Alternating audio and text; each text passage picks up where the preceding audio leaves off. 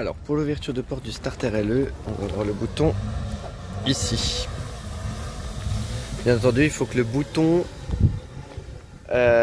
du coup batterie soit mis en service. Alors pour le bouton du coup batterie, on va avoir la trappe ici à l'arrière, celle-ci. Donc vous ouvrez le capot avec le carré, celui-là. Donc vous ouvrez ici de ce côté-ci, vous mettez le carré, vous tournez, voilà.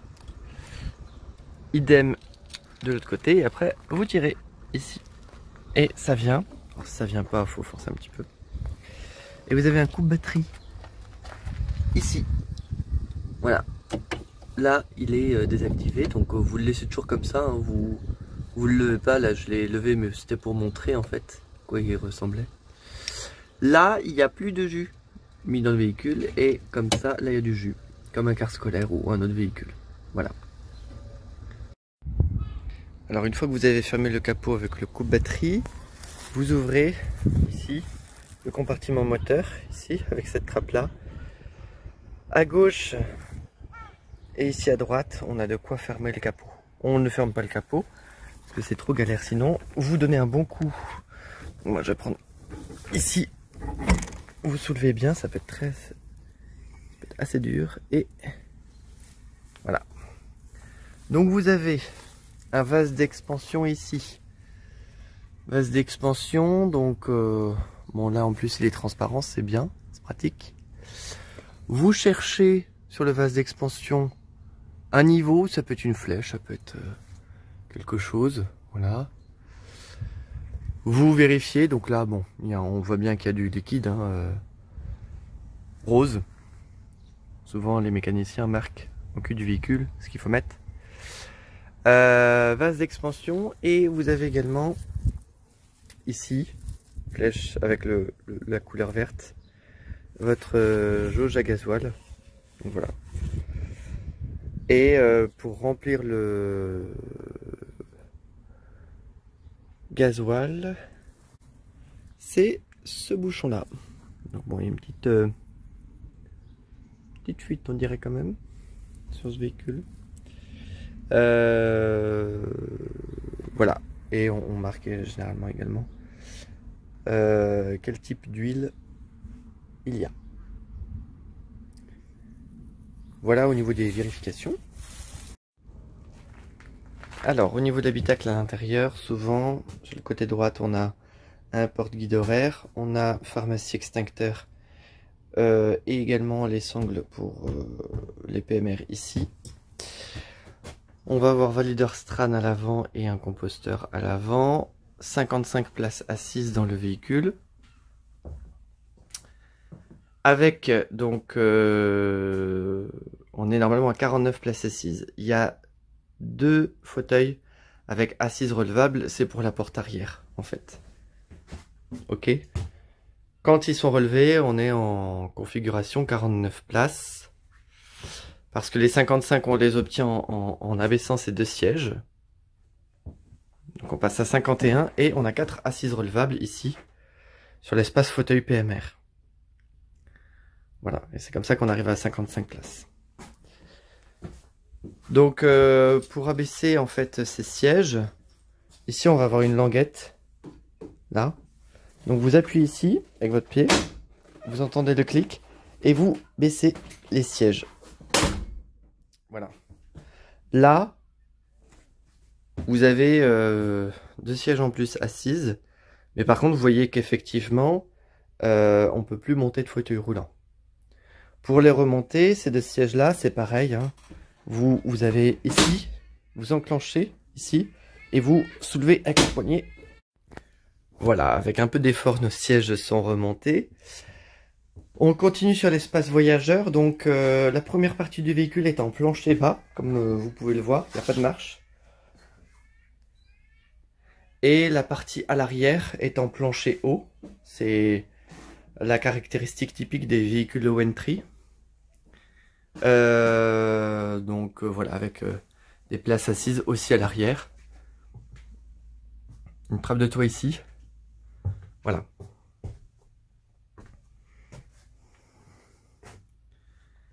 Voilà au niveau des véhicules. Une autre trappe de toit ici, au-dessus. Voilà. Pour accéder au poste de conduite, vous avez un portillon, vous abaissez ici la poignée et vous faites venir le portillon ici. Alors on va commencer par mettre le contact. Les Verniers-les-Vilaine en toute fin de journée du côté des températures. On va baisser. C'est ici, voilà. Alors, je mets le contact. Ici, on va avoir notre indication de vitesse. Ici, on est en neutre. Au niveau du tableau de bord, on va avoir notre jauge à gasoil ici. Notre température d'eau ici. Pression ici. Il faut qu'on soit à 9-10 pour être bien. Vous avez votre vitesse ici et votre compte tour ici. Votre kilométrage, c'est celui-ci. Il y a une virgule. Donc là, on a 413 540. Donc voilà, au niveau du volant, donc le volant se règle via un bouton situé sur la gauche, ici. Vous appuyez ici, vous entendez qu'il y a de l'air qui sort. Tant qu'il y a de l'air qui sort ici, vous pouvez régler votre volant ici. Alors, j'ai pas encore assez bien appuyé. Voilà, vous pourrez régler votre volant comme ça. Voilà. Comme ça en haut, vous pouvez un petit peu le baisser ou le remonter. Voilà. Quand vous avez fini, hop, vous appuyez ici. Ça c'est pour régler le volant. Quand on a fini, on réappuie ici. Au niveau donc de la partie droite, on va avoir un sélecteur de vitesse ici. Ici, on va être en neutre, point mort. Ici, on va passer la marche arrière. Sur le starter LE, il faudra vraiment veiller à bien appuyer sur le frein. Et c'est vraiment très flagrant, si vous appuyez pas assez sur le frein, la vitesse ne passera pas. Des fois, ils sont un petit peu compliqués à faire passer les vitesses, mais une fois que c'est enclenché, c'est bon. Ici, vous restez toujours en D. D1, D2, D3, vous vous en servez pas. C'est surtout utilisé sur les régions de montagne principalement.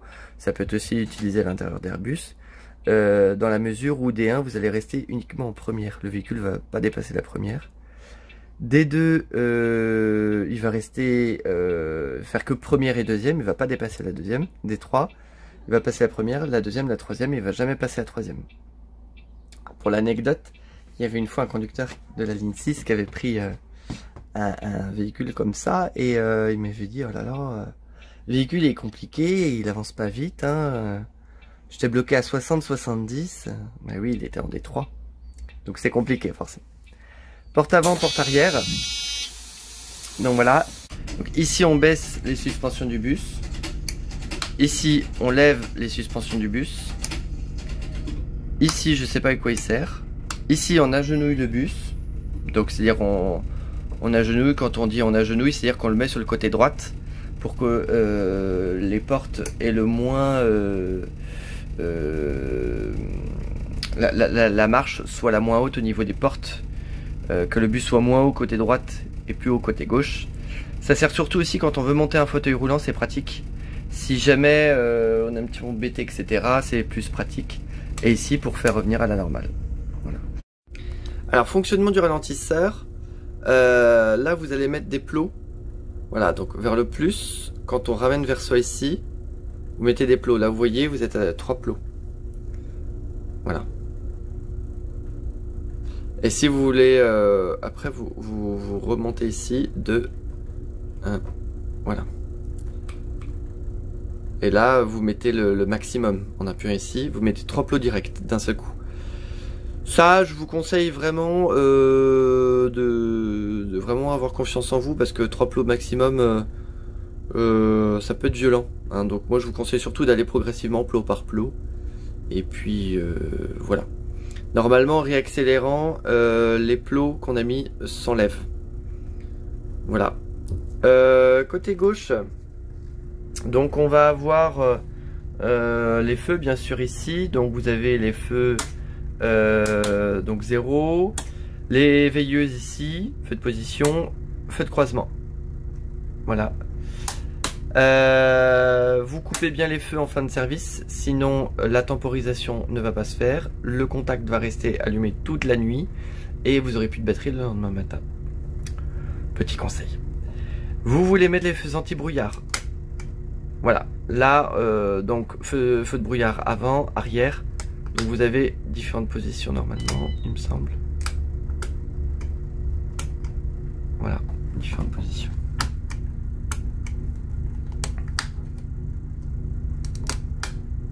Voilà, avant, et vous mettez avant et arrière. C'est pas facile à trouver le... Voilà. Le premier écran, il est pas facile à trouver. Voilà. Désaccoupler la pédale de frein et le ralentisseur. La commande de ralentisseur. Voilà, ici pour enlever la SR. Bon, je vois pas trop à quoi ça peut servir dans nos régions, je pense littoral, ça ne sert pas à grand chose. Ça ici c'est pour vérifier, il me semble, les fonctionnements des éclairages, tester les lumières. C'est pratique. Ici c'est pour aller au warning, bien sûr. Côté gauche, donc là vous avez des témoins, c'est pas des boutons, c'est des témoins. Témoin d'indicateur d'ouverture de porte arrière. Témoin d'indicateur d'ouverture de porte avant.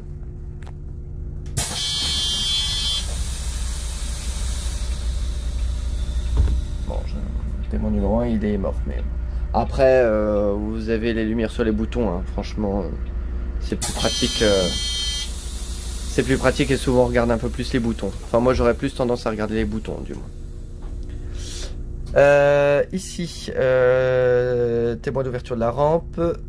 Ici, on doit avoir un arrêt demandé PMR. Donc, aussi bien extérieur, je pense, que celui de l'habitacle au niveau du logement PMR à l'intérieur de l'habitacle. Là, c'est le témoin d'arrêt demandé. Quand la personne demande son arrêt demandé. Alors, je vais faire un bouton. Le son, vous allez entendre. Voilà, ça c'est le bouton arrêt demandé. Et vous avez une lumière qui s'affiche ici. Ça s'allume ici. Ici, vous avez le témoin d'indication de dégivrage. Donc le dégivrage des portes ici. Voilà. Et là, vous avez le dégivrage, ça s'allume. Voilà. Donc là, voilà. Ça, je sais pas à quoi il sert. Ça, c'est le témoin d'indication pour l'extracteur d'air. Je vais en reparler tout à l'heure. L'extracteur d'air, ça peut être important. Ici, c'est quand vous mettez ici, quand vous ouvrirez les portes, ça mettra automatiquement les warnings. Celui-là, on s'en fiche. Il ne sert pas. Parce qu'on a notre EAD qui est ici et notre arrêt d'urgence qui est ici.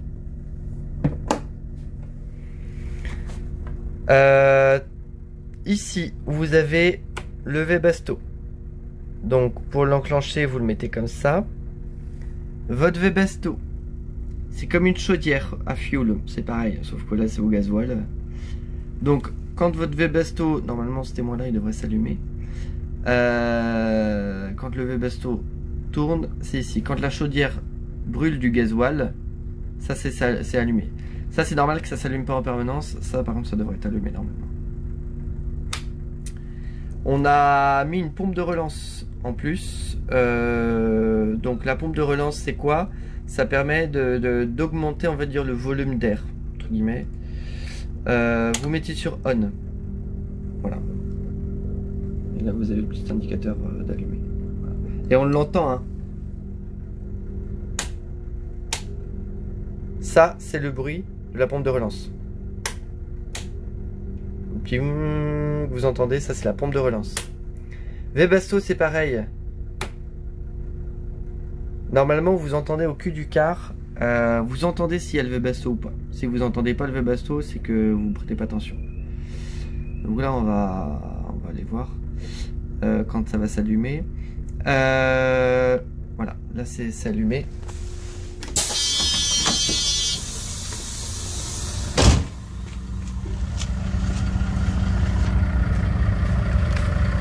On entend un bruit un peu sourd. Hein.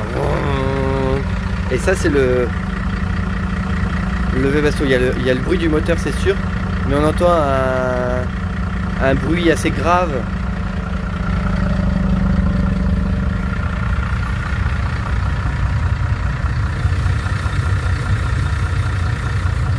Voilà.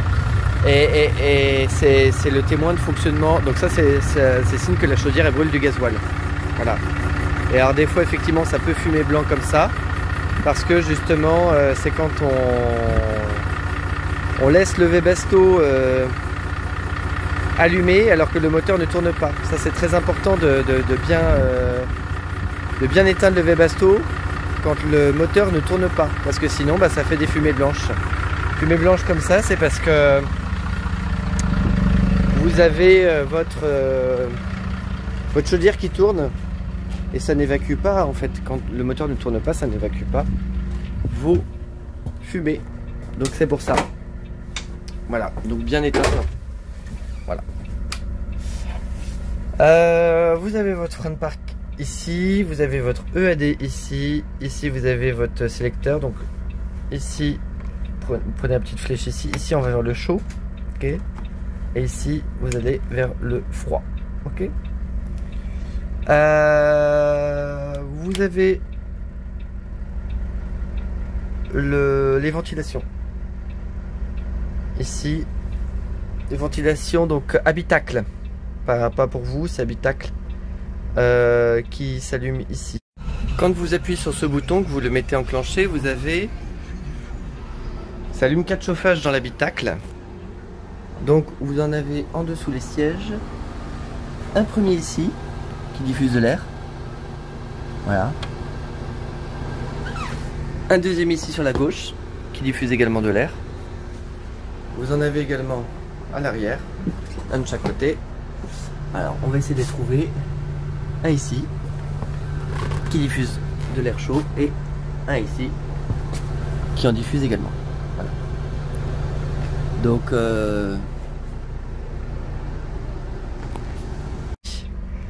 là vous avez le dégivrage. Je sais pas trop à quoi il sert celui-là, j'ai jamais trop su. Là c'est pour les portes. Ici vous avez votre lumière blanche rampe gauche. Voilà, je vais vous montrer. Voilà. Ici vous avez là votre rampe droite. Voilà. Et si vous voulez être tranquille en conduisant, vous avez votre lumière bleue ici, des deux côtés. Quand ça fonctionne.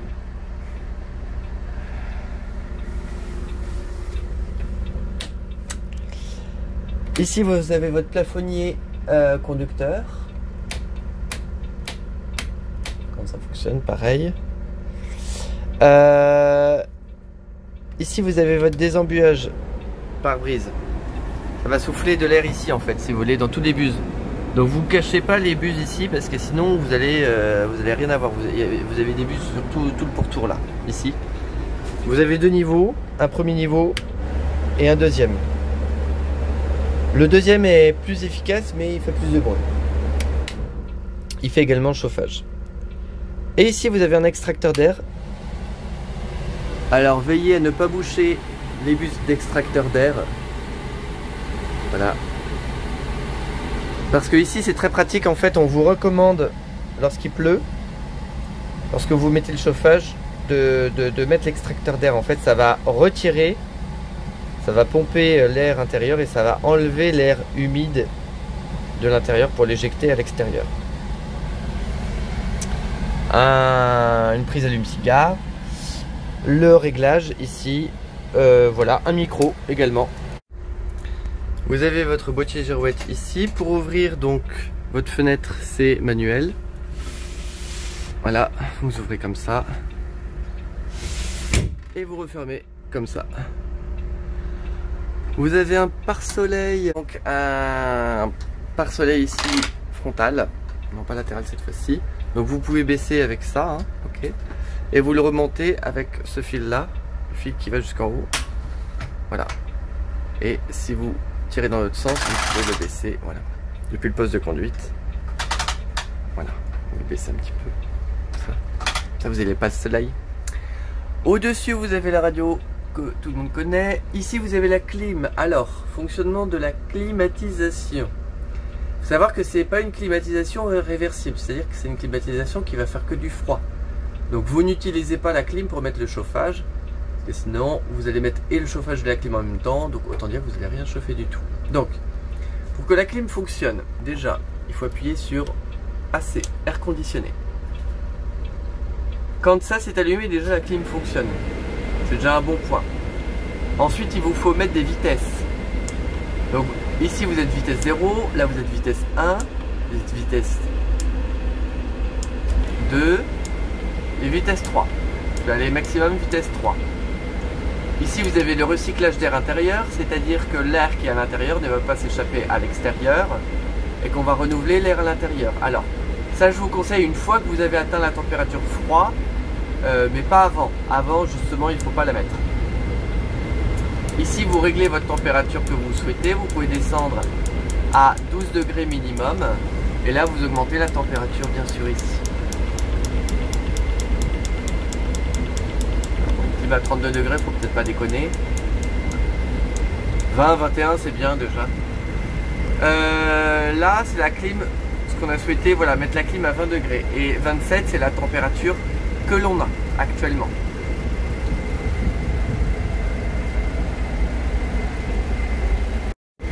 Pour éteindre la climatisation, voilà. Et vous avez éteint. Et c'est bon.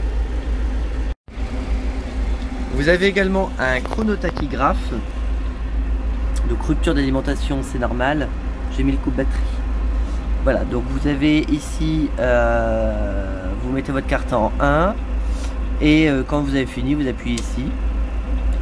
Ça va défiler, etc. Ici, on va avoir des petits escaliers qui descendent.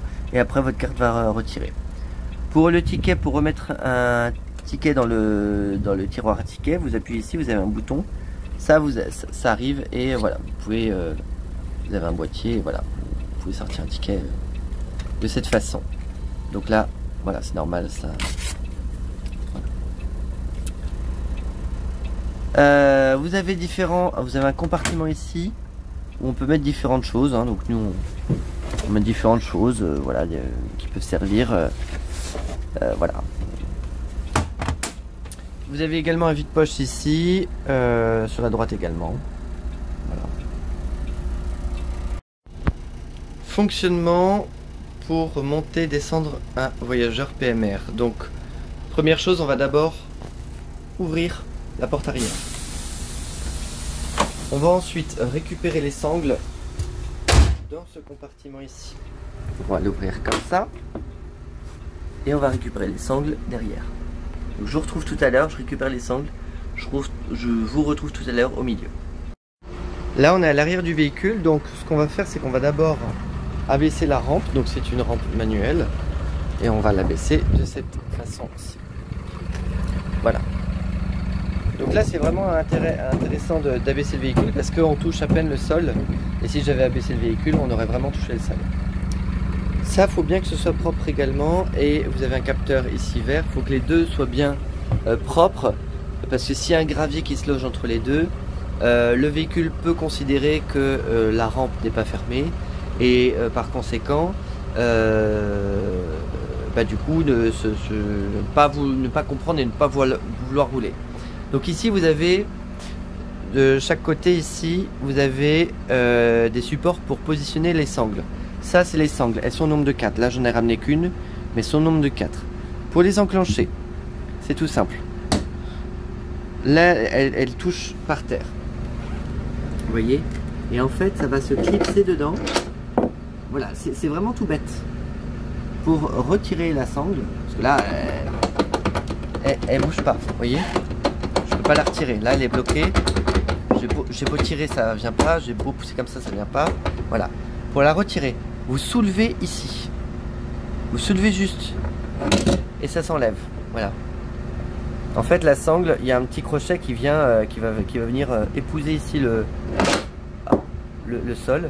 Et pour la retirer, vous soulevez et vous la retirez tout comme ça. Voilà, c'est tout simple. Si vous avez déjà un peu joué au Lego, vous savez utiliser. Donc, vous mettez de chaque côté. Donc, je vous conseille d'abord, avant que la personne se mette, le fauteuil roulant se mette, que vous mettiez au moins celle-ci, celle-ci et celle-ci. Celle-ci, vous pouvez la mettre après. Mais au moins ça les trois là, ça sera moins compliqué. Et ensuite, après, vous venez et vous attachez ça au fauteuil roulant. Vous accrochez pas ça sur les roues, vous accrochez sur le châssis du fauteuil roulant. Par contre, vous voyez, ça revient automatiquement. Mais après, si j'ai envie de tirer, ça peut pas. Vous voyez, je peux pas. Et en fait, pour ce faire, il faut, ici il y a une petite tirette rouge, il faut la baisser.